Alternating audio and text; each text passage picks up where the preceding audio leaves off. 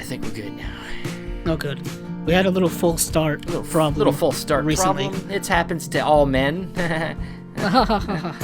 But we are back here on a Cinema Discovery Project. We're getting to, I think this is 38, 39 episodes, something like that? Somewhere around there, Yeah. I want to say yes. Yeah, and, being that coming up this weekend, we got another Rambo movie coming out. I'm super excited about it.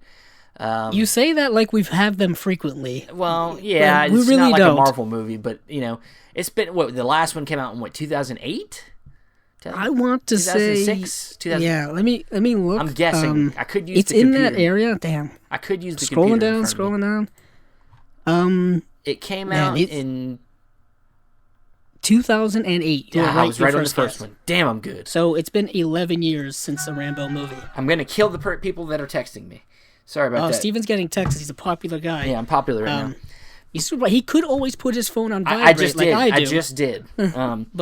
But yeah. But as we were saying, Yeah. Rambo: Last Blood, which is a play on the first Rambo movie called First Blood, and I'm assuming it's going to be the last movie.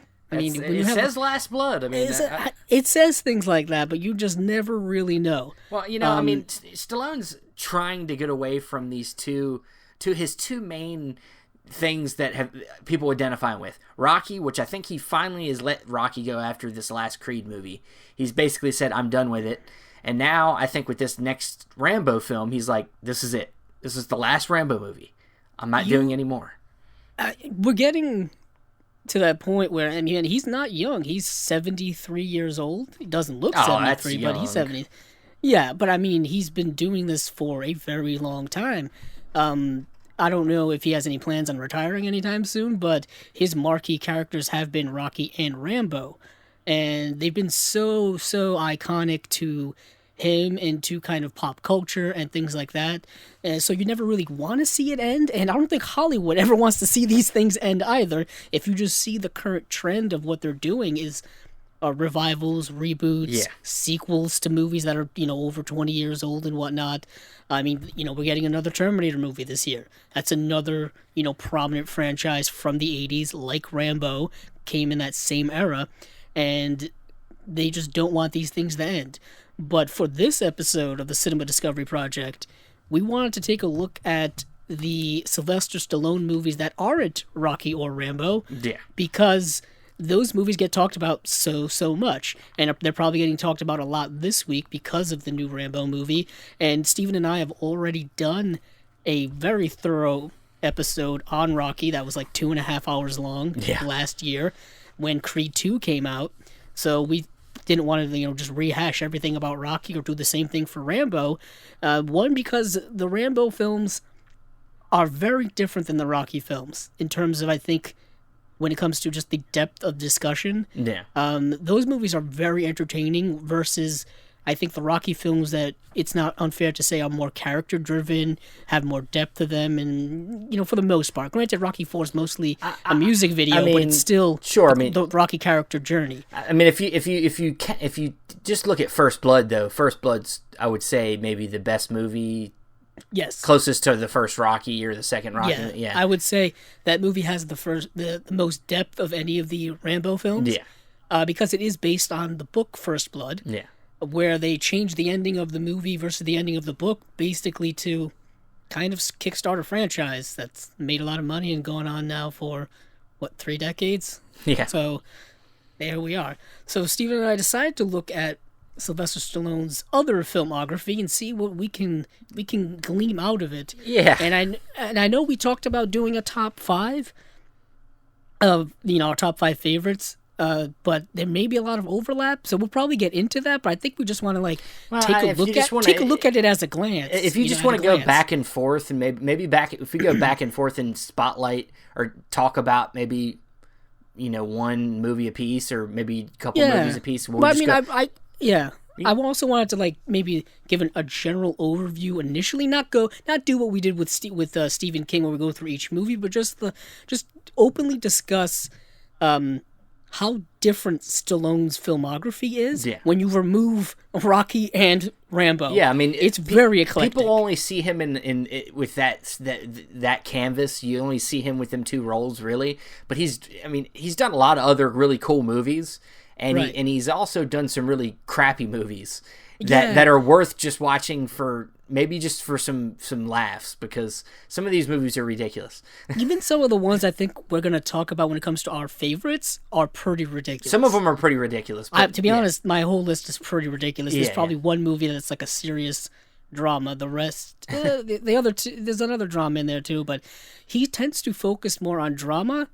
Yeah. It's either drama, action, or like, gangster type movies or cop movies or something like that. I'm thinking like Get Carter's like a hitman, or Copland, he's a sheriff. You know what I mean? Things like that where he's an authoritative figure. And his films are, no big surprise here when it comes to just the general era of films that he got his start in. Very masculine, very macho, very machismo, over the top, testosterone driven action. He and Arnold Schwarzenegger are pretty much the poster boys for that type of subgenre that blew up in the 1980s, where they both got their fame, and they're both kind of going back and forth in the 1980s about like who can make the most like badass action movie or character. Well, yeah, and that seems to be like a thing. And I don't even know if it was a rivalry, because they're actually like friends, and they've now been in movies together. I think there was somewhat of a rivalry at some point, but like it got to when it got older, I think it smoothed out. But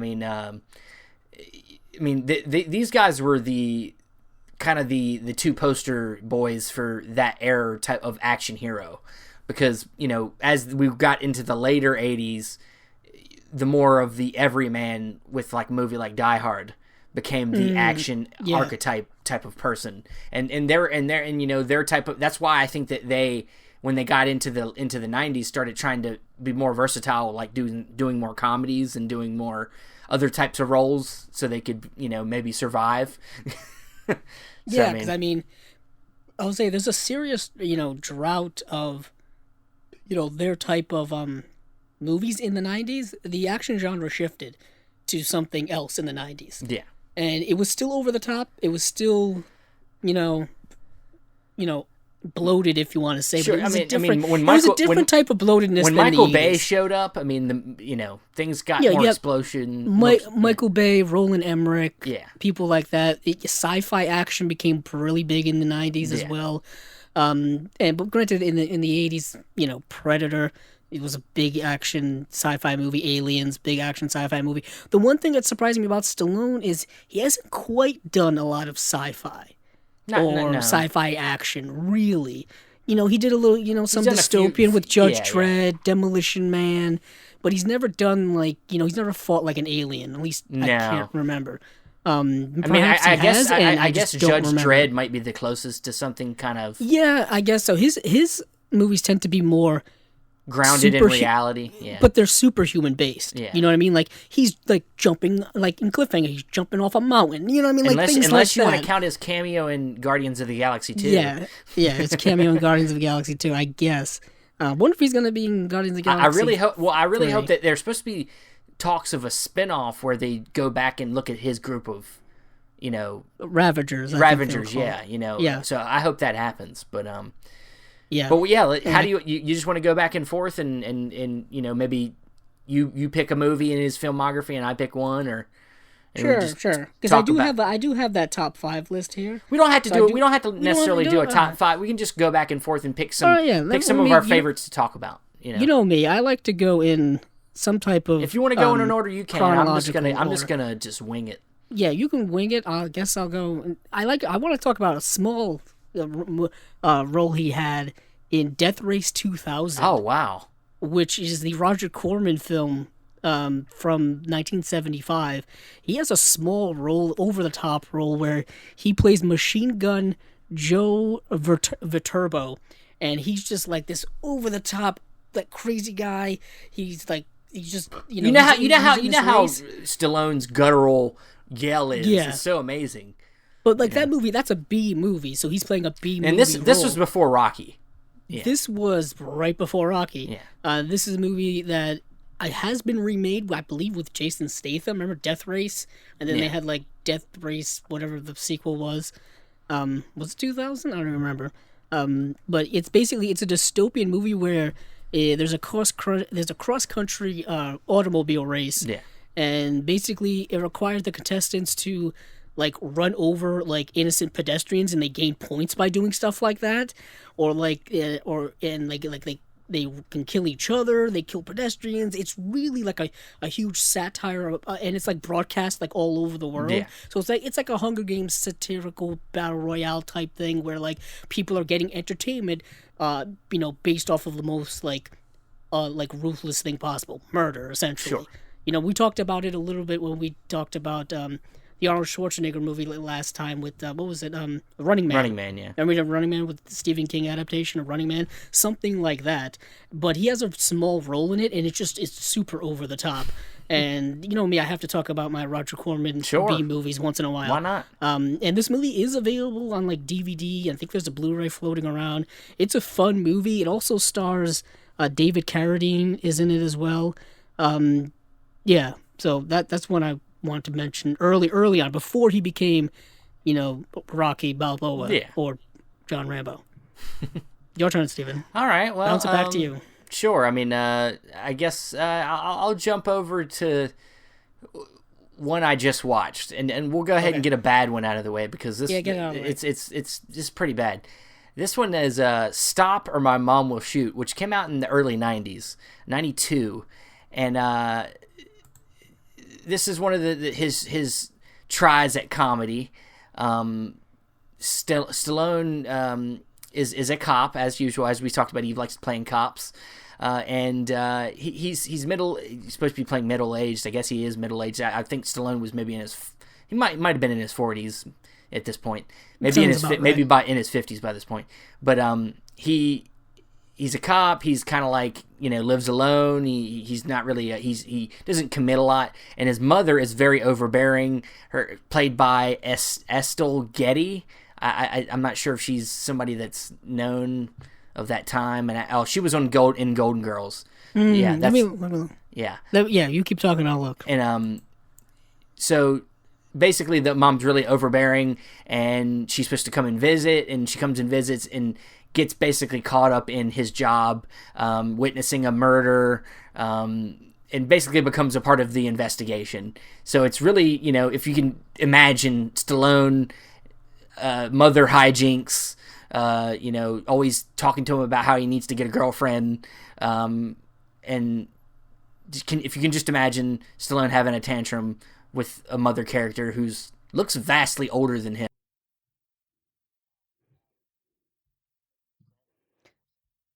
It sounds like Throw Mama from the Train meets Marty. That's what it sounds like from... That sounds hilarious. Yeah, and you were right. She was in the Golden Girls as Sophia. Yeah, it's a short watch. It's only like an hour 27 minutes. If you want to rent it, I rented it on Amazon Prime. I mean, that poster is hilarious.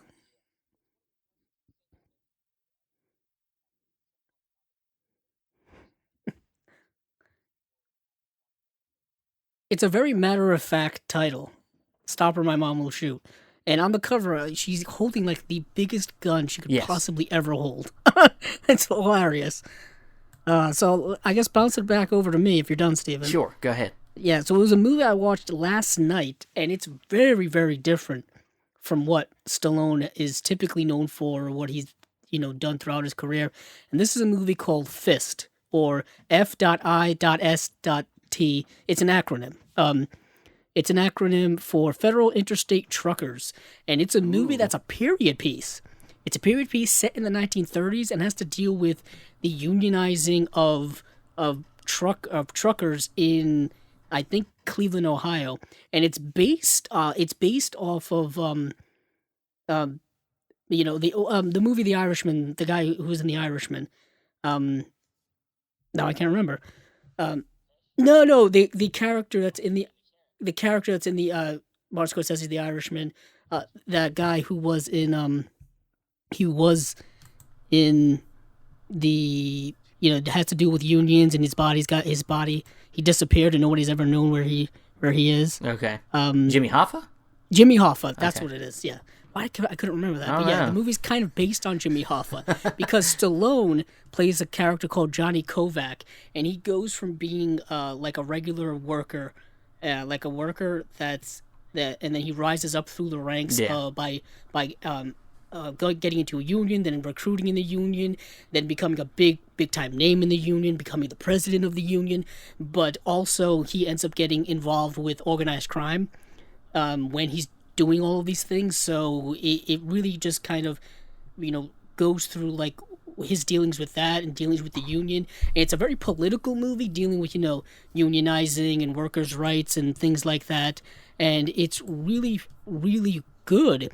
To me, it's really, really good. It also has a good cast. Sylvester Stallone, I thought, was good in the movie. It's a serious, dramatic role that he is, and he's not like his usual Stallone. As we've come to know him, when people like try to do an impression of him, and he's barely, you can barely understand what he's saying. No, he's really strong in this movie. The movie also stars Rod Steiger, as well as the late Peter Boyle. It's a really good movie. It's also directed by Norman Jewison, and Norman Jewison is a really good director. He's someone who I think a lot of people know. He directed In the Heat of the Night. He directed Moonstruck. He directed The Hurricane, Fiddler on the Roof. I mean, it's a really well-directed movie, but it's a period piece, and you don't really associate Sylvester Stallone with a period piece movie. It's just not what he's known for, and it just kind of goes to show, like, at that time in his career, this movie came out in 1978, so it's the movie that came out right after Rocky.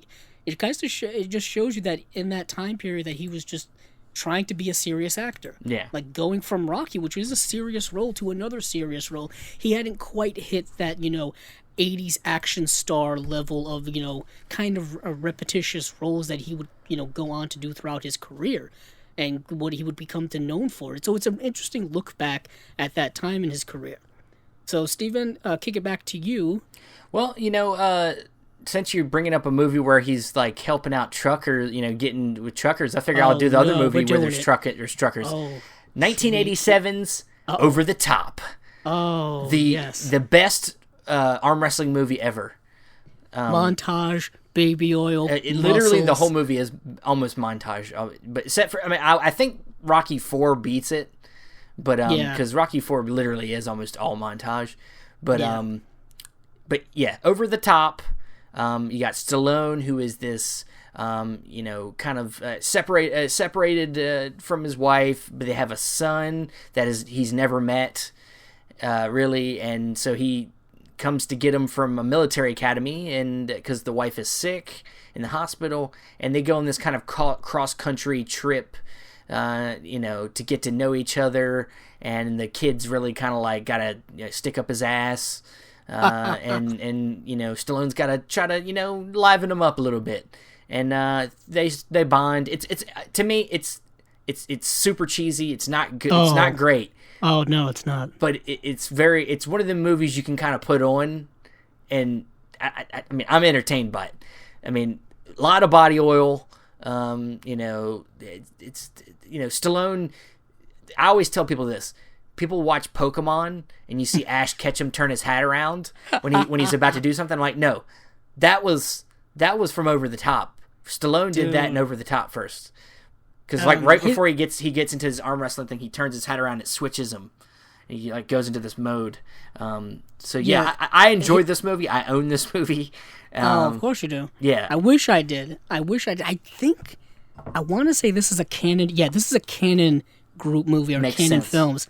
Canon Films made just the schlockiest 80s movies like around. They did most of Chuck Norris's stuff. Most of all of Chuck Norris's stuff from the 80s was all Canon Group. Yeah.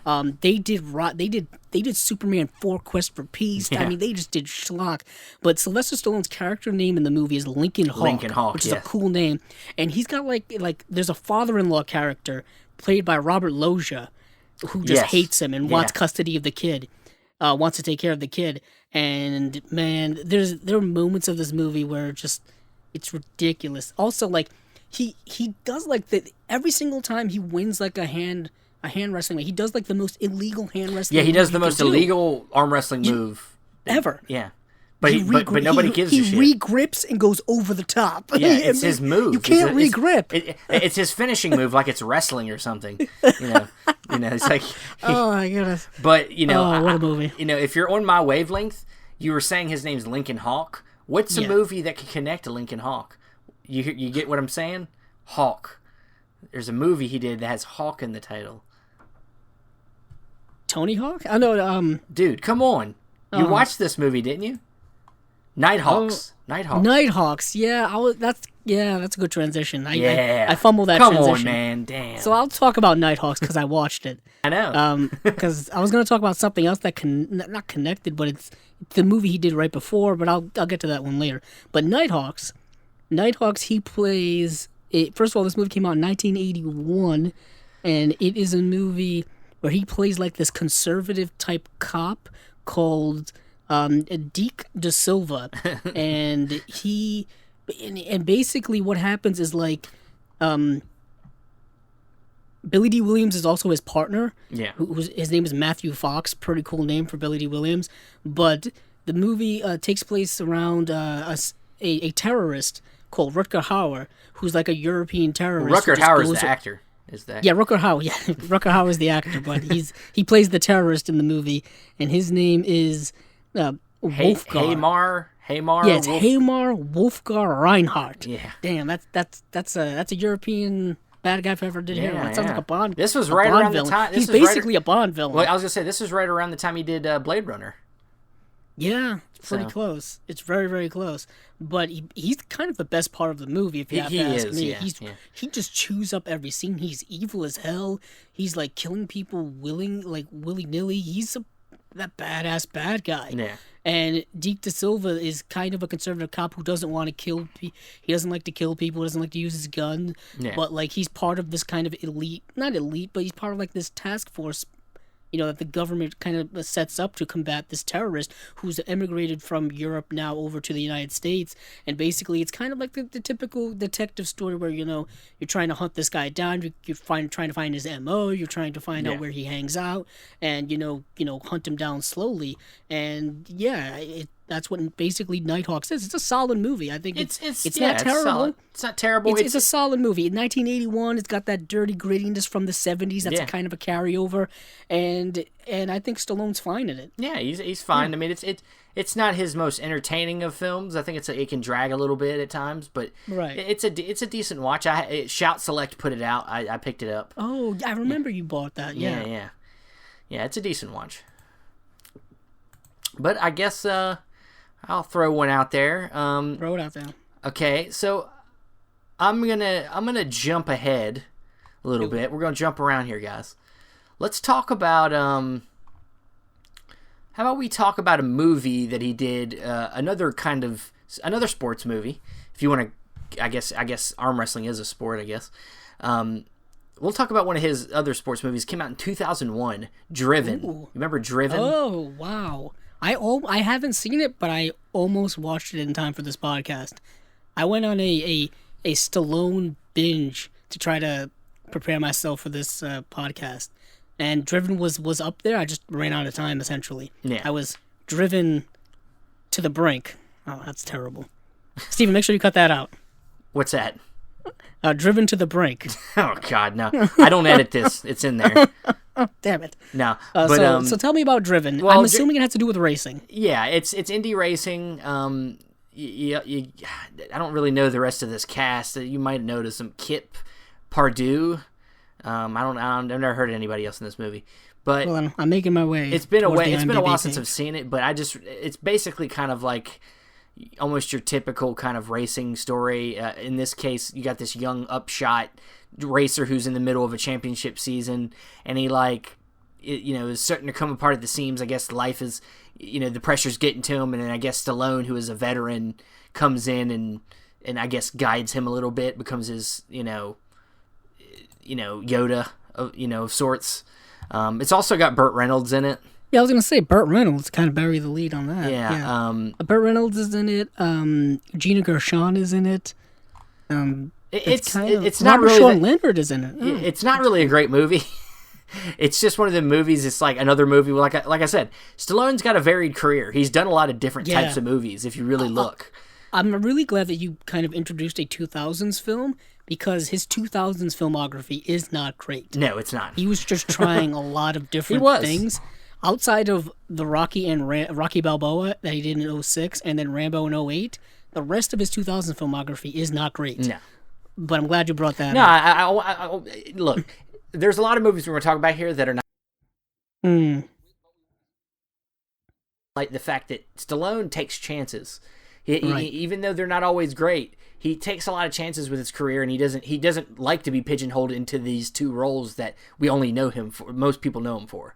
One could say that he is a working actor. I mean, if you look at his filmography, it's very consistent. It's pretty consistent. Like every year or so, he's putting out work. There's no real breaks in it. There is no real breaks in his career.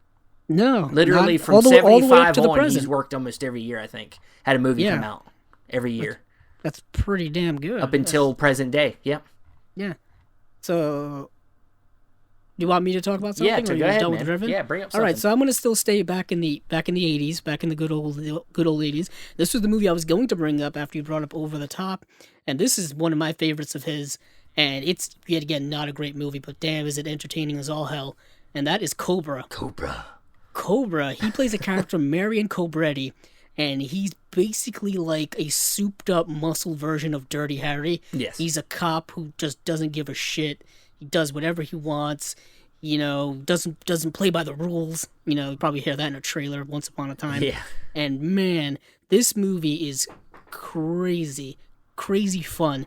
Directed by George P. Cosmatos, who I believe was the person who directed Rambo First Blood Part 2. He also directed Tombstone. But you've seen many of you probably seen the poster for this, where it's him, like, black shirt, those motorcycle cop glasses, he's holding this weird looking gun. It's a great poster, but basically, man, he's a cop who's going after like this serial killer guy who also happens to be like this leader of this weird cult leather bound. Yeah, I was gonna say it's like Stallone meets the Warriors or something. It really is, and it's not even dystopian or anything like that. Like, it's not like a RoboCop, Mad Max dystopian world. It's like regular world, except like there's this weird, really super angry, vicious looking dude. Like, this dude is frightening, man. But he has like the way he says his lines are both frightening and hilarious. Yeah, played by Brian Thompson, who plays a lot of great bad guys in movies. Yes, Brian Thompson, and his name, like the bad guy's name is called Night Slasher. Yeah, Night Slasher. Like, what a name! That's crazy. Brigitte Nielsen's also in the movie. I think this is where he met her. They got married in the 80s. They did get married. Yeah. Yes, they did. But I believe this movie came out after Rocky. No, after Rocky 4. Was this after Rocky 4? I think. It's before Rocky 4. I think this is when they came out. Yeah, this movie came out in 1986. Rocky 4 came out in 1985. So they may have already been met together. Rocky 4 then, yeah. Right, but Cobra is so much fun. Over the top action. He drives a cool looking car. Basically the plot of this movie is that this woman who is like, she was like the guy's MO is that basically he kills women at like late at night, and he goes and decides to like kill them, like the carjacking is essentially. Sure. But she gets away, but he continues to pursue her. Like, she's at the hospital recovering from her injuries, he'll pursue her, and the cops are trying to find this guy, so they're trying to protect her as well. And basically, it's Cobra's job to protect her, and there's a great showdown with them at the end. The opening scene of this movie is so much fun, where Cobra goes after a guy who's holding up like a supermarket. Yeah. And it's the supermarket is so 1980s, and he's got like this great line where he just says, like, I'm probably paraphrasing it here. I probably should look it up, but he's like, "You're the disease, I'm the cure." Like, he says cheesy lines like that. And you can only do this type of movie in the 80s and have it be relatively successful. It makes me... It only works then. Yeah, I kind of feel like that in Last Action Hero, they make fun of this scene. Oh, yeah, that whole movie that whole first scene in Last Action Hero when all the cops are in front of that building and he, like, just shows up. He, like, steps on all the cars as he's leading up to the front door. You know, like, it makes me think of the opening of this movie. Yeah, like, look at some of the lines here. He go, like, in that scene, he's like the guy, the supermarket hero goes, "I got a bomb here. I'll kill her. I'll blow this whole place up." And then Mario Cobretti goes, "Go ahead. I don't shop here." "All right, just relax, amigo. You want to talk? We'll talk. I'm a sucker for good conversation." Like, it's just so cheesy. It's so brilliant. Man, what a movie. But that's Cobra. Definitely watch it. There's an older, cheaper Blu-ray, and then there's a new special edition Blu-ray that's put out by Shout Factory. I think also part of their Shout Select line, maybe. Yeah, I'm not quite sure. And there's also rumors right now that they're going to be doing a show. Oh, I would love to see a Cobra show. Yeah, with Robert Rodriguez. Yeah, I would love to see that. Yeah, I'd be down for that. All right, well, I guess I'll continue my trend for what I consider to be the Stallone movies that kind of stand out in the sense of how unique they are in his filmography. And I'm going to choose this one right here, Cliffhanger from '93. A movie about a cliff, a guy that, rescues people in the mountains, basically. He's I don't know what you would call that. I guess a mountain climber rescuer, I guess. He doesn't work for, like, he doesn't Red Cross or anything. No, but he's like part of the park ranger service, I guess, or whatever. And at the beginning, now if you've ever seen Ace Ventura, When Nature Calls, the second one, right, the opening scene makes fun of the beginning of this movie, where he's going to rescue a raccoon in Ace Ventura, and and then he drops the raccoon and holds him by his fingernails, and then drops him. Well, in this movie, at the beginning, he's helping a friend out, and you got Michael Rooker and his girlfriend that are stuck up on this mountain, and he's helping getting them out. And spoiler, of course, this is like a 35-year-old movie, but the girl, the Michael Rooker's girlfriend's coming across, and her line breaks, and Stallone has to go out there to try to save her, and then she ends up falling to her death, and basically he leaves his job after that. And then gets brought back into it when John Lithgow, who has a ridiculous accent in this movie. So ridiculous. He is this, I guess, not terrorist, but he's a heist. He stole a bunch of money, and then the money gets lost in the mountains, and now they're out looking for it, and Stallone's gets caught up in it, and to me it's entertaining because of how ridiculous it is, and being that it's a scenario that's different. You don't see a lot of these types of movies where, I think the closest to this type of movie we've gotten recently was that one with Liam Neeson, Cold Pursuit. Oh, man. But it's not even a mountain climbing movie. It's just, it's a mountain. He clears roads. But I'll say that I watched Cliffhanger for the first time in preparation for this podcast. And I mean, Cliffhanger's been on cable television now for a good 25 years or so. So it was kind of, just a bad excuse on my part for never actually seeing it. But I'll say this, the first half of this movie is actually pretty, suspenseful and relatively well done, in the sense that it's basically Sylvester Stallone's character having to, like, survive in the mountains while being pursued by these thieves. Yeah. And, it's really, like, entertaining and suspenseful. I mean, the last third of this movie is super over the top nonsense. And that's kind of brings the movie down for me, but it's really entertaining. What has always baffled me is that if you look at the poster for this movie, has him in, like, the most, like, scantily cladded, like outfit. I don't know if it was one of these posters or one of the posters that they used for the DVD cover, they used for the Blu-ray cover, where he's wearing like a tank top and shorts, and in the background there's a snowy mountain. That never happens in the movie. No. He wears that outfit in the beginning of the movie in that scene that Steven was just referencing, where there is no snow and it's not freezing cold. The rest of the movie is actually in the snowy mountains, and it actually is like freezing, and he's got to like bundle up and wear like a parka. You got to be able to see his muscles. Yeah, I guess so. You have to. Again, you do. And this movie is directed by Rennie Harlin, who is the guy who directed Die Hard 2. Yeah, Deep Blue Sea. Yeah. Yeah, not exactly the best, movie. He also directed, I know he was a producer on Driven. I'm not sure if he directed Driven as well, because I know you just mentioned Driven. Doesn't look, yes, he was. He was also the director on Driven. Let me tell you this. This movie was nominated for 3 Oscars. Oh, I bet it was. Best sound, best sound effects. Makes sense. And then best visual effects. Interesting. So, yeah, I know.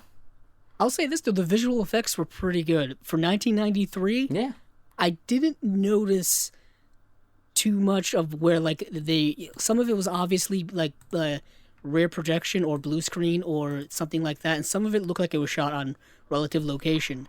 I'll say this, Michael Rooker was really good in the movie. Yeah. I always enjoyed seeing him. I even like the actress who was the love interest for Sylvester Stallone. I thought she was really good as well. But John Lithgow, he's a good villain, but he did not need the accent. They only did it because like he's like supposed to be like a European thief. Yeah. So they're like, okay, what accent can we give him to make him sound like he's from Europe? Oh, British accent, I guess. Sure. Why not? But yeah, Cliffhanger is very entertaining. Not the best movie in the world, but very entertaining. Okay. Well, back to you. Back to me. What do I want to talk about today? Let's see. Let's go more. You know what? Let's stay in the 90s, and let's go with. You want to actually? We'll talk about Demolition Man. Ooh. Demolition Man, because I think this is same year. Quite possibly my favorite non-Rambo, Rocky, Sylvester Stallone movie, because it's so rewatchable, so quotable. It's so much fun. It's a dystopian, like futuristic, rather sci-fi movie. Granted, I said Stallone typically didn't do sci-fi, but this is probably as close as we're gonna get. Yeah, it's like it's an action crime sci-fi. That's kind of how they categorize it on IMDb. Makes a lot of sense. This movie also stars Wesley Snipes as well as Sandra Bullock in one of her early roles before she really broke out. This was before Speed. Yeah, this was before Speed. Benjamin Bratt is in the movie as well. Dennis Leary's in the movie as well. I remember that. Yeah. So basically what happens is that Stallone portrays a police officer, John Spartan, which is a cool name. Yes. Wesley Snipes' character is Simon Phoenix, awesome and name. he's a bad guy, obviously. And he's got some great lines in this movie. I'm Blast from the Past and all that kind of stuff. So what happens is, I think, man, it's been a few years since I've seen this. He's like in suspended animation. Yes. He's frozen. Yeah. And he's frozen, and also this Wesley Snipes character is frozen as well. And what happens is, someone breaks into the prison, unfreezes Wesley Snipes' character, and because the future is in such a way where they don't know how to deal with his type of criminal, they need a cop from the past, so they unfreeze Stallone's character, John Spartan, to deal with him, and they just happen to have this past rivalry with one another as well. Yeah. That really heightens things. I'm pretty sure that's like the first act of the movie is like in like the quote unquote present, and then the rest of the movie is in this future. And this future is very, very odd. It's a weird future. The only fast food restaurant there is Taco Bell. Is Taco Bell. Apparently there was a fast food chain wars that happened, and the victor was Taco Bell. Yes. And I remember back in 93, because this was around the time Taco Bell was coming into its existence, or at least coming into its people were going to it, using, eating there.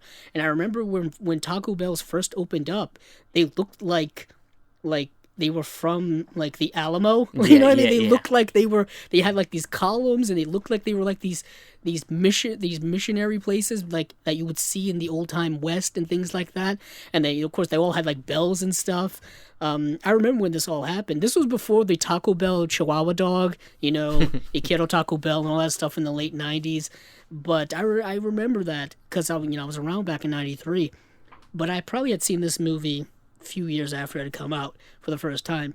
And what's also weird about this future is that, like, I don't think, like, cops don't have, like, they don't have, like, guns or anything like that. They don't use guns. Yeah, they use, like, these baton, basically stunners, Like stun batons that you see in a lot of sci-fi stuff. Also, there's, like, no cursing in the future. Every time you curse, you get a ticket.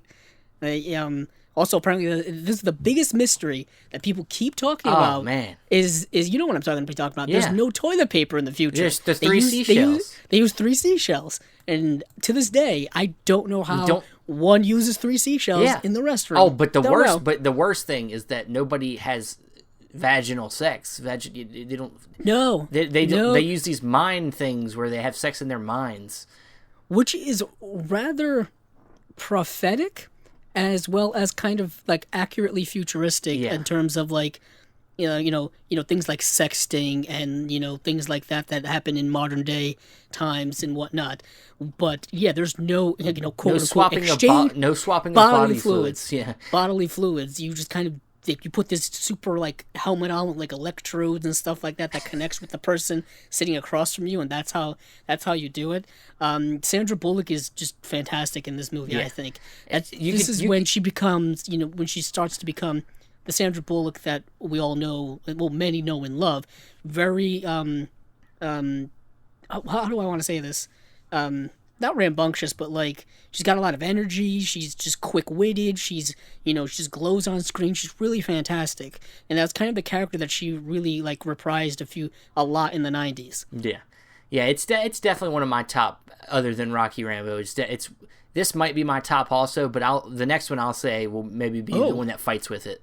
Oh, here we go. I want to hear this. Yeah. I would say one of the other ones that fights for my top, other than his normal, is Tango and Cash. Oh, hey now. Yeah, I love Tango and Cash. This came out a little earlier. This came out the year I was born, 89. Yes, it did. And this also stars Kurt Russell, and they're I wouldn't say rival cops, but they're just two different cops. The top cops, but they're at two different departments, and they're like the top cops. Stallone plays kind of the straight edge, he almost looks like a banker by the book type of cop.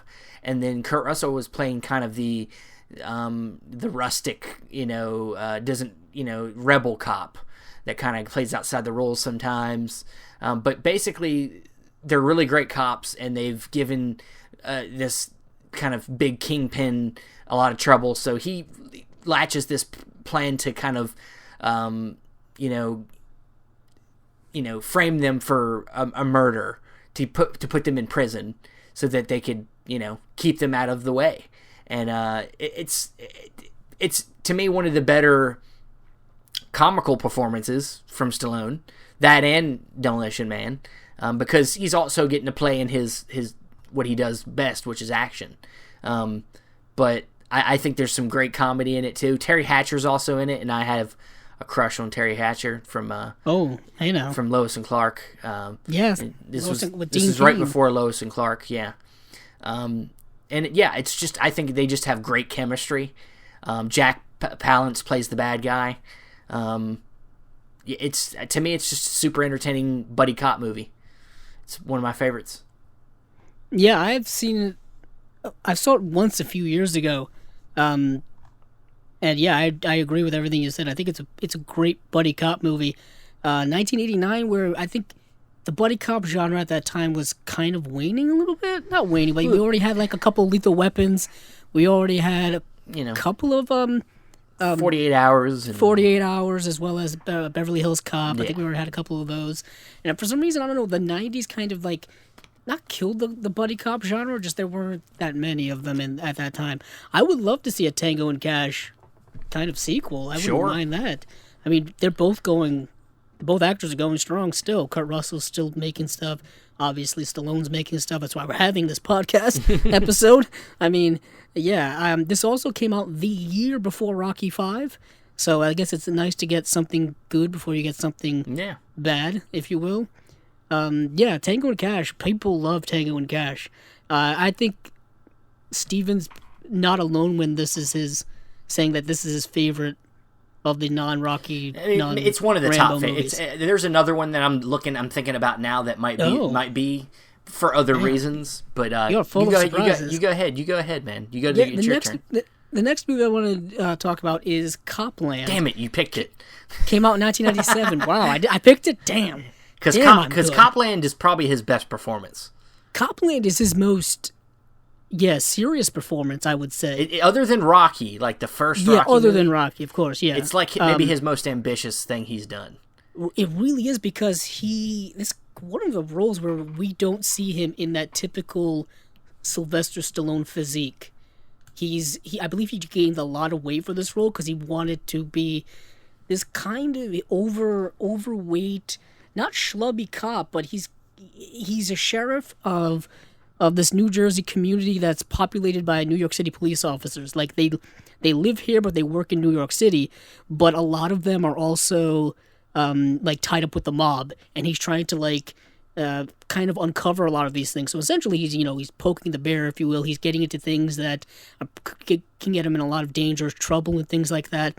And he's really good in this movie, and he's not the typical, Sylvester Stallone action kicking everybody's ass. He's not the cop from Walking Tall. You know what I mean? He's not like, The Rock in Walking Tall or the original Walking Tall. You know what I mean? He's not something like that. He gets his ass kicked in this movie. Oh yeah, I mean, he has to do a lot of kind of silent acting in this movie. Yes, he doesn't do a lot of speaking. He loses his hearing for a good part of the movie, and so he's spending a lot of time just kind of like in this daze. And of course, we can't go without saying this is directed by James Mangold. It is directed by James Mangold, one of his earliest things. Yeah. And James Mangold is a solid director. He's, I think I would say, a very, very good director. He, of course, directed such movies as 3:10 to Yuma, as well as Logan, also Walk the Line. Yeah. He's a good director, and I'd say this is a rather solid movie. It's a really good movie. Great cast. Yeah, great cast. You read my mind. Harvey Keitel, Ray Liotta, Robert De Niro, Peter Berg is in this movie. Peter Berg. Robert Patrick. Peter Berg was an actor before he became a director. People don't really know that.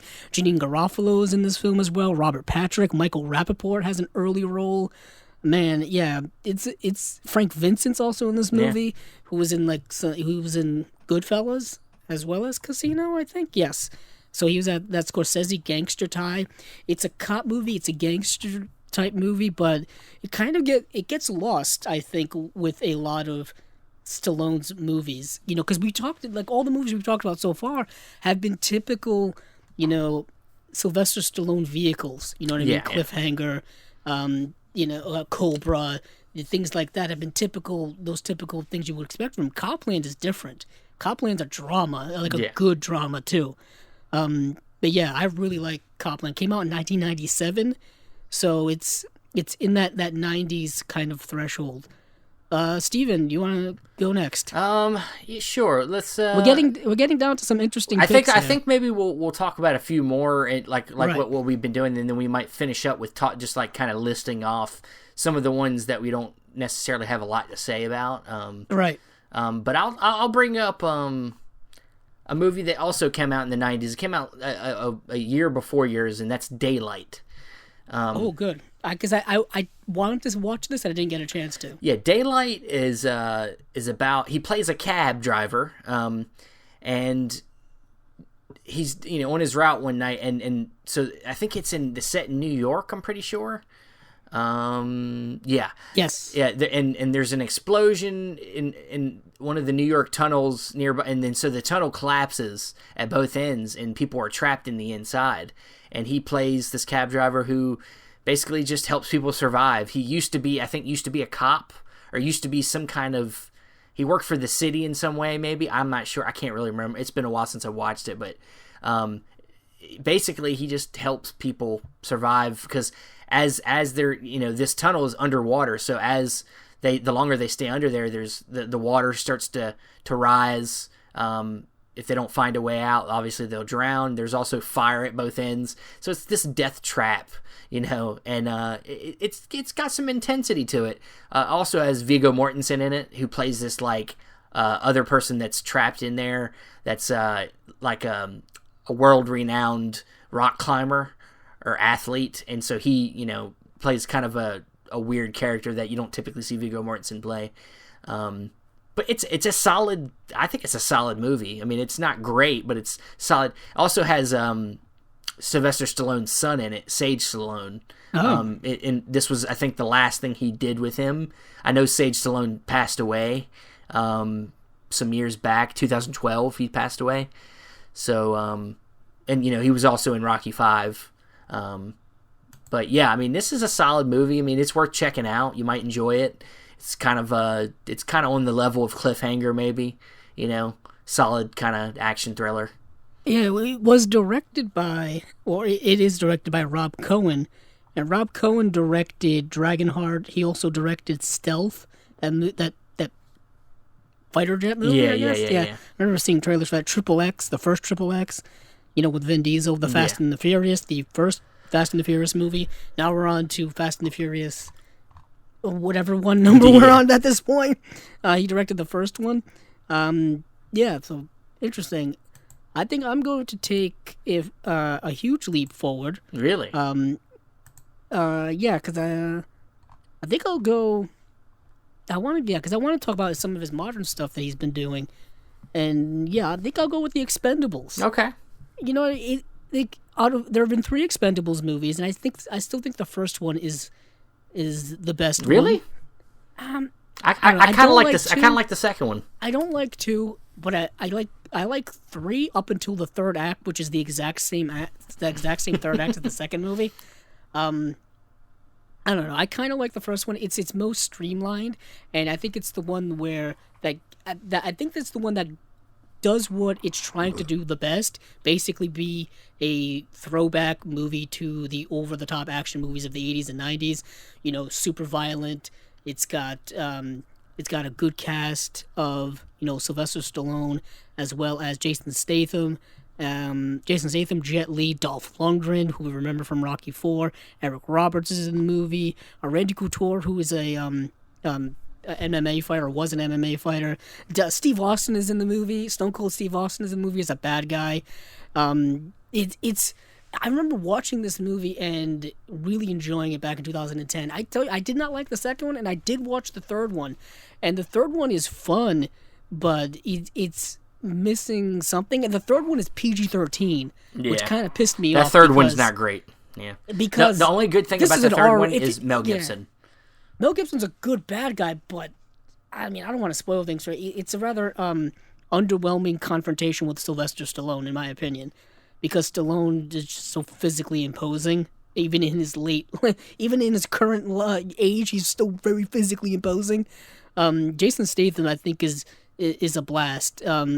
This is the movie I also think that has the most character stuff in it when it comes with Statham's character as well as Stallone's character. And isn't Mickey Rourke in this film as well? Yeah.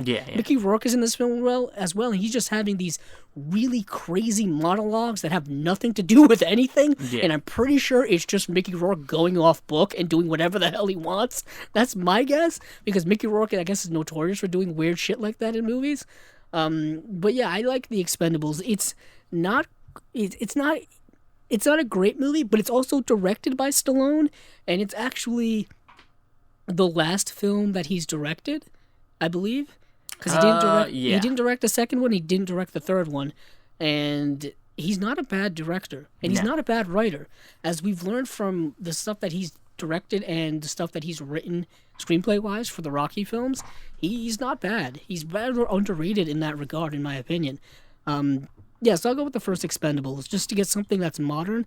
It has a great cameo by Arnold in it as well, who is actually featured more in the second, and in the third movie, he's literally there just for one-liners. Yeah. That's all he's in there, too. Also, Terry Crews in this movie, and he has a giant gun, and he's just, blasting people away. It's so ridiculously over the top. it's a whole lot of fun. Cool. Steven? Yeah. All right. Well, I got one more that I kind of wanted to bring up, and then maybe we can just kind of run through the rest of them kind of quickly. Yeah, because I've got ones that aren't good. Well, I got two more I can bring up. I mean, there's a bunch of other ones I've seen. I'll bring up first one. I'll bring up. I got two more. I'll bring up. I'll do both of them real quick, if that's okay with you. Sure. I watched for the first time Oscar, which is one that came out in 1991. It's not considered one of his great ones, I don't think, but it's a John Landis film. Also, it was produced by Ivan Reitman, so it's got great people involved. It's a comedy crime movie where Stallone plays this gangster who is trying to give up his life of crime because his last words from his father was basically to give up the life, which his father's played by Kirk Douglas in one scene. And basically his father's dying wish was for him to give up crime, so he tries to give it up, but it's so difficult because his life is just surrounded by it. And basically the whole movie is set around hijinks going on around this one day where he's supposed to meet with these bankers, where he's going to invest in this bank and go legit. He's going to invest his money in the bank and become a banker and whatever, But as that's happening, other things are happening where, like, a man comes to his house and says he wants to marry his daughter. His daughter's played by Marissa Tomei, she's great. This is back in the early days, right before I think she did My Cousin Vinny, and so that's fun. And yeah, I mean it's kind of a hijink. It feels very old school in a way, in the sense of its comedy style. It's not necessarily great, but it's once again another instance of Stallone doing something kind of outside of his wheelhouse, and it's kind of fun watching him try. But yeah, I mean, I think Oscar's worth checking out. It's I've never seen the movie, but it sounds very interesting. Stallone's character's name is Angelo Snaps Provolone. Yes. Does that not sound like an Italian man? That sounds like an old school, like, Italian gangster. But it's like a satirical name, like yes. Provolone, because, the cheese. But I'll say this, just looking at the character list, Yvonne DiCarlo is in the movie, as well as Donna Mesh. And Yvonne DiCarlo is probably most well-known for being Lily Munster on The Munsters.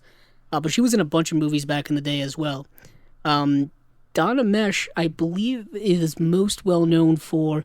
He was in Cocoon, Trading Places, but he was also in a bunch of stuff back in the day. He's a classic actor. Yeah, there's a lot of familiar faces in these movies, in this movie. Kurtwood Smith is in it. He plays a cop. I mean, it's a charming little movie. It's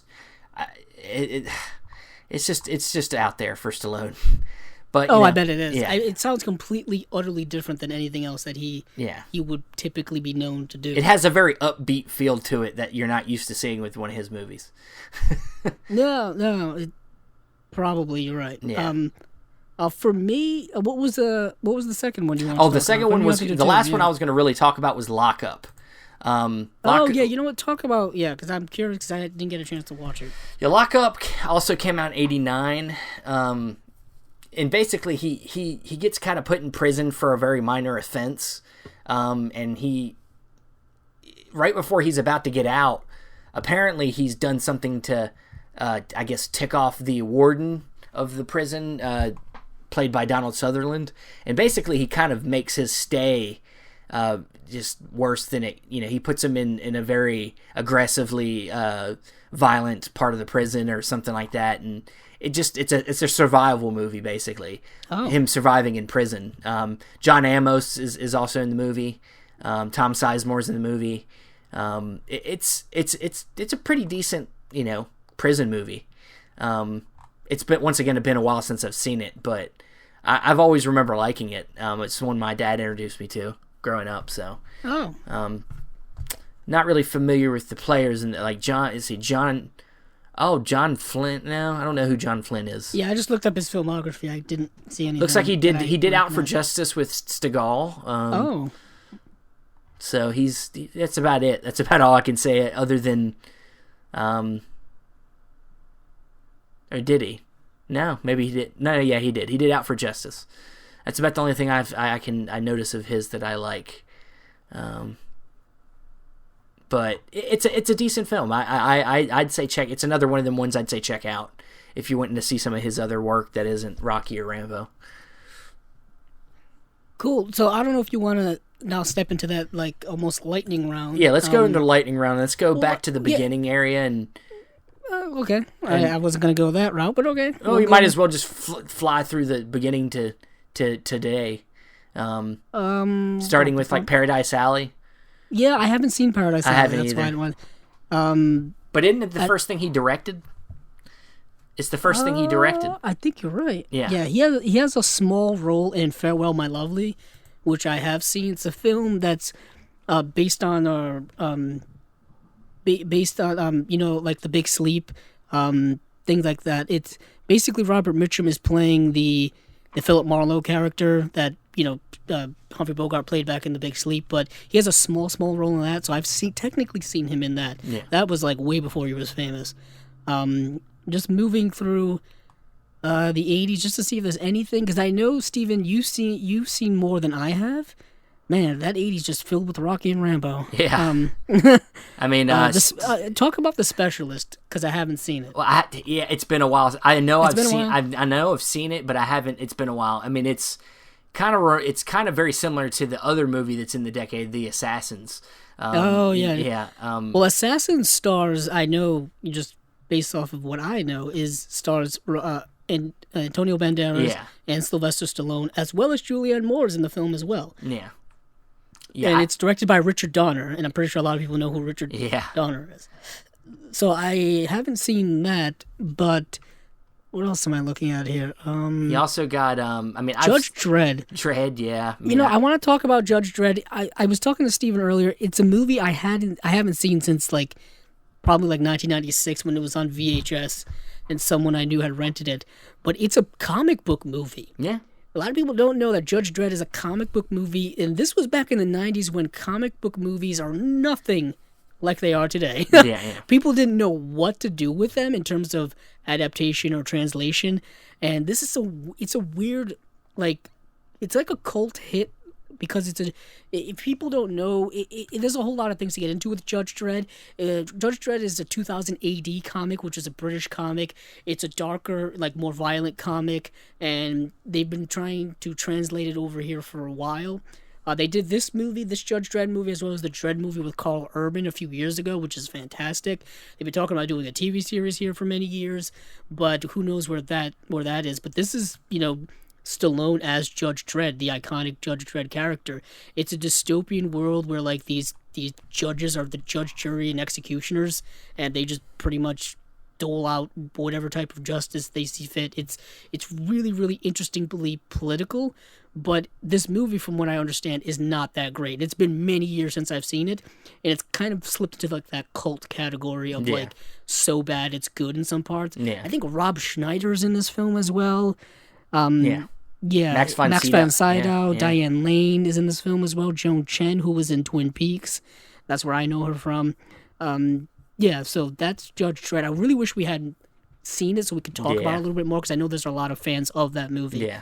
But other stuff, I've seen Ants. Yeah. The animated film. He does the voice Ants, of where he does an animated voice of literally a Sylvester Stallone ant. He's huge, he's jacked, and he just he's just Sylvester Stallone as an ant, like Rocky as an ant. I've seen that. I've seen I See You. Yeah, I was gonna ask you about that. Yeah, it's like this. It's like a killer that is stalking him or something. It's not great. It looks like a typical A lead detective being stalked by a serial killer is asked to check into a clinic treating law enforcement officials who can't face their jobs. Interesting. Sounds very 2000s. It's not that great. Yeah. Let's see, what else do we have here? There's the movie Avenging Avenging Angela, which you can literally find for free anywhere on the internet because no one wants to watch it. Taxi 3, he had an uncredited role in that. The movie called Shade, which is another one that's not particularly great from what I understand. And he's in Spy Kids 3D Game Over, I believe, as the bad guy. Steven, have you seen that movie? I've seen it. This was a dark period. Between Copland, after Copland, there's this dark period between like 1998 and 2003 where he was doing. You were like, what the fuck was he doing? I want to retract if you want to talk about Spy Kids 3D, because I remember seeing trailers for that where he was the bad guy. I never got into the Spy Kids franchise. I think I was just too old when they came out. I remember I don't know liking the first one okay, but like Robert Rodriguez made all these movies, and I just don't understand it. I mean, it was a vehicle for him, I guess, to like make his own movies, make his own children's adventure movies, essentially. Yeah. I've only ever seen the first one, and I didn't like it too much because I saw it when I was, an adult in his 20s. I didn't really connect with it, although it does have that's where the machete character comes from. Yeah. So I guess that's pretty cool. But I wanted to retract from Spy Kids 3D Game Over to Get Carter, which came out in 2000. This is a film I did watch in preparation for this podcast, and it is not good. It is good gracious not good. It's a remake of the Get Carter film from, I think, Michael Caine. 71 with Michael Caine. Yeah. That's a cool movie. That's a really good movie. Michael Caine in the 70s was fantastic, and that's really good. This movie is dull, and the filmmaking is so bad. Stallone in that movie, he reminds me of he kind of reminds me of like he's doing an impression of what Tom Cruise would eventually do in Collateral. Kind of, but it just he wears suits all the time. He's steel blue, like a steel gray suit. If you'd have just made Stallone's hair gray in that movie, he would have tried to been Tom Cruise. Basically, I don't want to go into it because we're doing the lightning round, but he's a hitman who goes back to like his hometown because his brother died, and he tried to uncover whether his brother was murdered or just like died in a car accident like they say he did. What he finds out, of course, is that his brother was indeed murdered for getting into some stuff he shouldn't have gotten into. But the filmmaking in this movie is so bad. It's that over editing, that over stylization for no reason. Like Stallone will go punch a guy in this movie, and for some reason, like the camera will like flash. Like there'll be like a flash on the screen, almost like that old school like 1960s Batman like pow and things like that for no reason. And then there's just a use of montage to not even display time, but like show scenes of people interacting. Instead of giving them dialogue, the filmmaker will have a montage. And some of the acting by some of the other actors is so dull.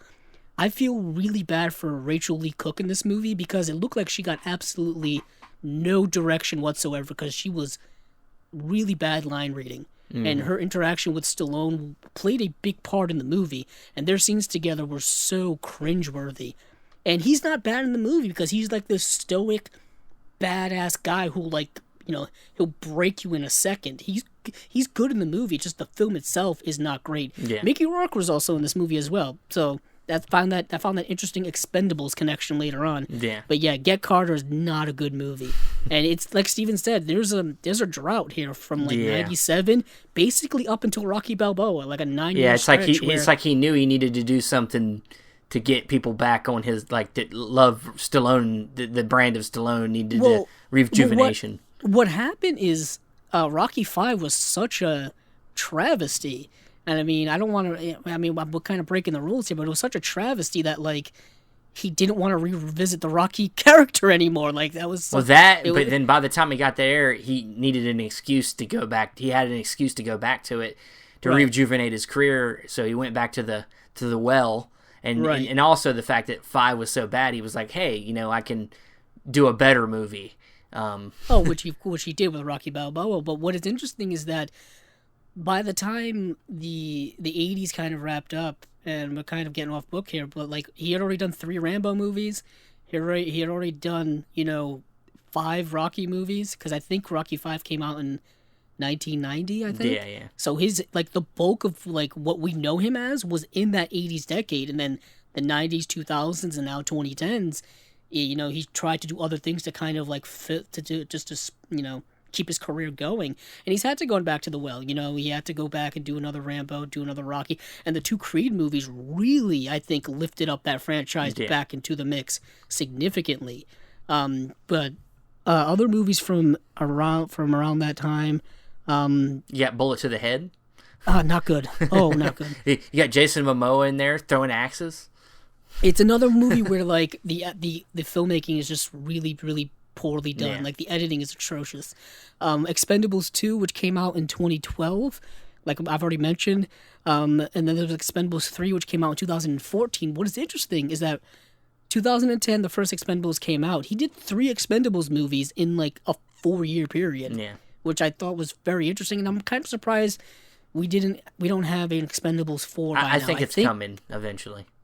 I heard that like it wasn't gonna happen. I don't know. From him directly, like it just wasn't gonna happen. I'm not sure. I probably should have done my research on that. There are probably others out there who know a lot more about what's going on with Expendables 4. But before Expendables 3 came out, there was the movie called Grudge Match. Do you remember Grudge Match, Steven? I remember it, and I didn't go see it because it looked dumb. I think I saw it afterwards on rental or cable or something like that when it hit HBO or Showtime or Cinemax. This is a movie starring Sylvester Stallone and Robert De Niro.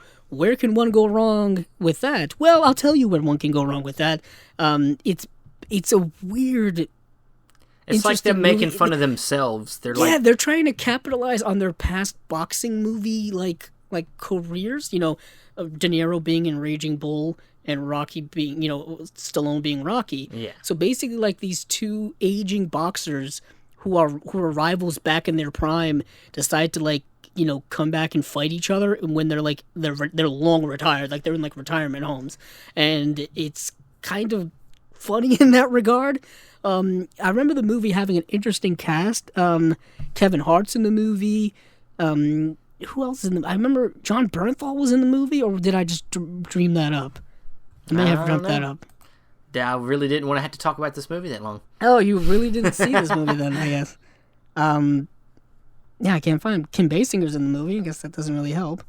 John Bernthal. Wow, I'll say this. John Bernthal's credit for this movie is way down on IMDb. I had to really dig deep for that. Grudge Match. Did you want to know what was going on in 2013? Well, I mean, where he also was in a sketch on Saturday Night Live as well. Oh, that's great. Oh. We passed one Escape Plan. Oh, did we? You know what? Thank you for bringing that up. Yeah. Because I watched it in preparation for this. Now, there have been an Escape Plan 2 and a third Escape Plan movie, and those both went directly to streaming, I guess, or home video, VOD. DVD. I think the second one made it to the theaters, but nobody saw it. Yeah, and I'll say this though, the first one's actually pretty solid. It's okay. I'll say this out of the collaborations with Arnold Schwarzenegger, Expendables 2, 3, and Escape Plan, I think Escape Plan is the best collaboration. Well, yeah, definitely, but they have the most fun interactive screen time. They basically become buddies in prison. The premise for that movie is fascinating to me because there was another movie that came out around the same time that basically had the same premise, and I can't remember what it is because it had to do with a prison in space, and I think that movie got sued by John Carpenter. Remember this? Or am I talking to nobody here? No, I gotta look it up. But not now. Maybe sure. Later in another episode. But Escape Plan basically. Stallone is he makes prisons better. By breaking out of them. He gets hired to break out of prisons to test their security systems basically, and he gets put in this super unbreakable prison where he's not where he can't he shouldn't break out of. The other movie I was thinking of that was similar was called Lockout, the Luc Besson film Lockout. Do you remember that? John Carpenter sued because that movie had the same premise as Escape from New York. Yeah. And I think he ended up winning that case. Carpenter did. But I just remember that because they were both like prison movies that came out around the same time. But Escape Plan, basically, Stallone goes into this prison and he becomes friends with one of the inmates, and one of the inmates is Arnold Schwarzenegger. So they collaborate together to help break out of this prison. I thought it was fine. I mean, I didn't think it was great. I thought it was entertaining. You're gonna get a lot of ehs. If you're going into the Stallone movies thinking you're getting more than that, for the most part, you may be a little disappointed. But that's kind of all I've seen. It. I mean, there's some other movies we could bring up, but I haven't seen them, and so a lot of them are. Some of them are VODs. Some of them are some voice acting in some animated movies. Remember that Ratchet and Clank movie that had no promotion for, and they put it in the theater? I remember seeing standees for it at the local cinema, and I was like, I know Ratchet and Clank, the video game, but they did no promotion for this movie. And he apparently did a voice in it. He apparently did a voice in a movie called Animal Crackers. So there you go. Don't know what that is. He was on one episode of This Is Us as Sylvester Stallone. I remember that because I watched that show. Escape Plan 2, which is subtitled Hades. Creed 2, which is part of Rocky. Backtrace, which is another straight to video. I think that's something he did with Dolph Lundgren. I think you're right. Yes. Matthew Modine? No, I think you're Matthew Modine. I'm thinking of something else.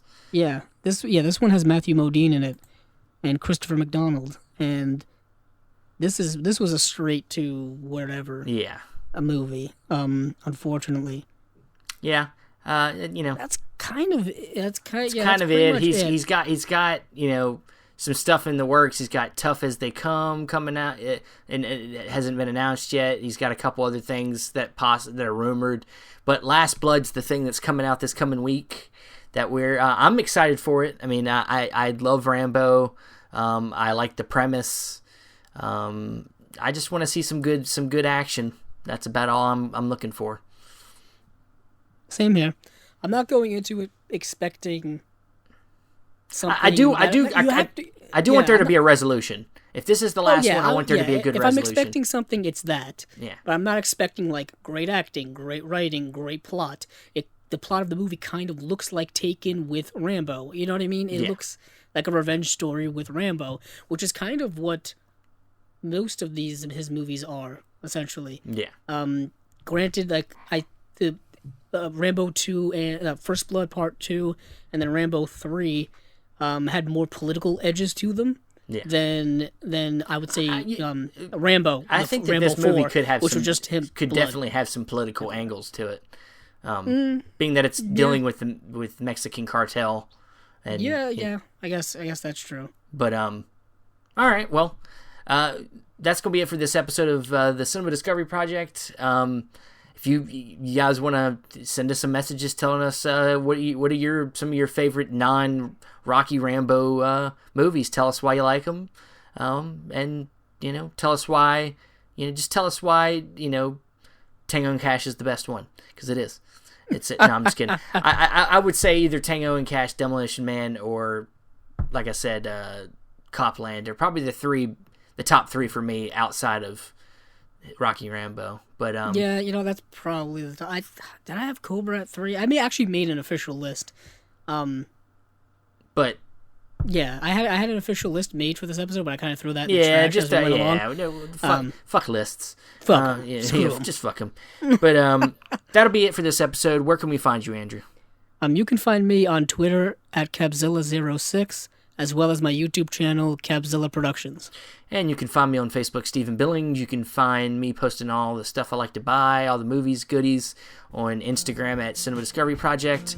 You can find the audio for this podcast on Podbean or Apple Podcasts. And that will be it for this episode. Thank you for listening, and hey, keep on watching them movies. I know I will.